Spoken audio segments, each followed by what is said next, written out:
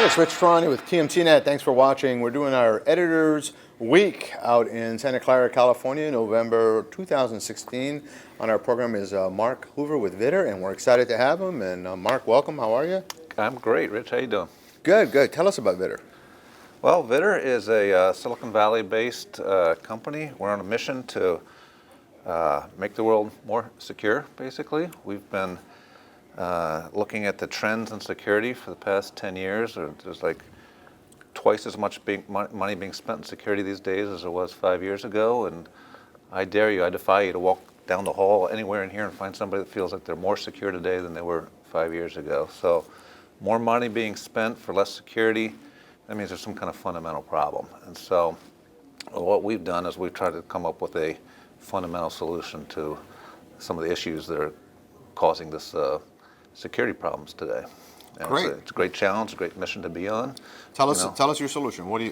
How does it work? Well, it works like this. First of all, you got to recognize the fundamental problem. Networks today, internet is huge, it's scalable. And the reason it's huge and scalable is because it's so open and visible. That allows for a lot of connectivity, allows for a lot of scale. And for about 20 years, companies have been building their own sort of private internets behind firewalls and kind of running their operations behind those firewalls. And we're kind of isolated from the insecurity of the internet and the openness. But one of the things that's happened in the last 5 or 6 years is that the bad guys have figured out how to inject their software into the internal networks, and those networks are now just as vulnerable and just as visible as the internet.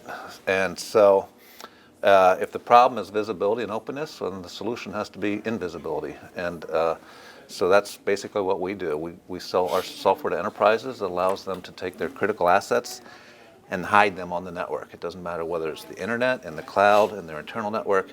It hides those assets, hides them from the bad guys, also hides them from the good guys. And so the next challenge is to have a capability to identify the trusted users on trusted devices and then allow them to bring back connectivity to them. So the basic idea here is that the assets or your network's going to get hacked no matter what you do. Yep. And if it does get hacked, you're basically hiding. So it's kind of almost like having a hidden safe in a house, I guess is the best way of saying it. Yeah. So you're basically the hidden safe inside the house, so you know the burglar's going to get in. You lock your doors, they still get in, and they're roaming around for a while, and ideally you're going to catch them before they get anywhere near it, because they're going to be sniffing around the network and throwing off all sorts of markers and clues where That's you right. possibly can see them. In the meantime, you got that hidden safe behind the picture of Grandpa. That's right. That's right. That they don't know about. And that safe effectively has some face recognition software. So when I'm the one that wants to open it, it can trust me and allows me to open it, but it doesn't allow those burglars to do it. It's a great analogy, and the term for it is zero trust security or zero trust networking, basically. Which is, like you said, you have to assume everything's been compromised, and the historical model has been that there's been some assumed trust within the internal network, and because of that, the attackers have found all kinds of attack surfaces and things like that. So if you shut them down and you start from zero trust, then you build the trust up based upon data, based upon knowledge, based upon cryptography. That's what we do. Well, you said cryptography, and my next question was on CryptoLocker, so that's kind of a segue, not really, but my network gets infected with CryptoLocker. It starts going machine to machine, locking them up. What happens to those hidden assets? Well, since they're hidden, that kind of lateral movement can't actually occur. Okay, just verifying that So there's no way for them to figure it out. That's right. To get to those machines. Okay, so that's another benefit, right? Yeah. It's another. So it compartmentalizes. It doesn't prevent compromise. I mean, the people are so clever in terms of creating phishing and getting people to click into malware and getting their machines.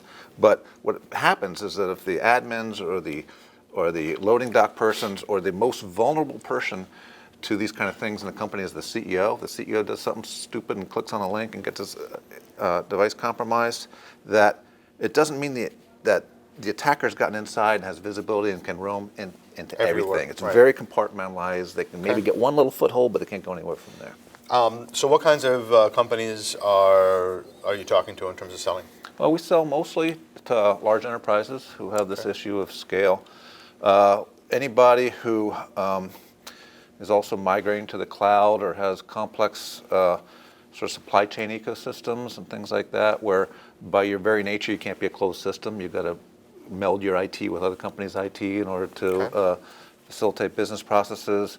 And we sell to some medium-sized enterprises who have extreme needs in terms of intellectual property protection or compliance related to HIPAA or PII or something like that. So there's a lot of people that, I mean, it's a fundamental problem. So it's just a matter of who wants to solve this fundamental problem. Now, in terms of news, have you had any recent news that you can share?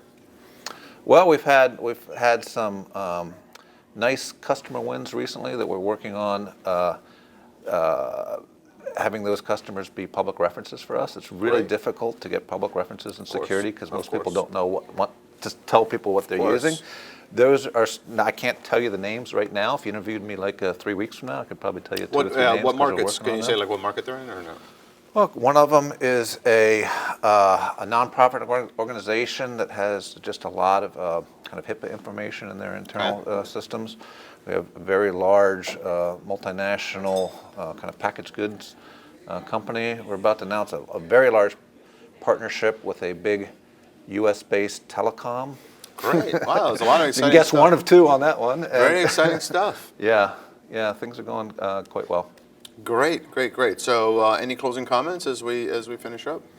Well, not really. Just, I mean, the point I try to make is that the world is changing a lot, and